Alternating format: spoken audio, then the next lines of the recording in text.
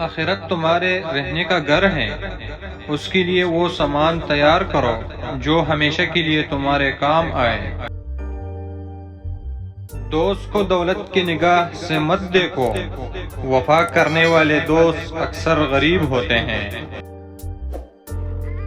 کسی کو اس کی اوقات یاد دلاتے وقت جو الفاظ ہمارے لبوں سے نکلتے ہیں وہ در حقیقت دوسروں کو ہماری اوقات بتا رہے ہوتے ہیں۔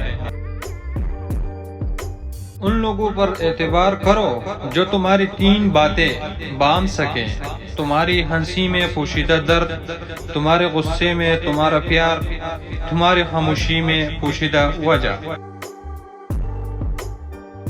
اگر کسی کو تم دل سے چاہو اور وہ تمہیں ٹکرا دے تو وہ اس کی بد نصیبی ہے، تمہاری نہیں۔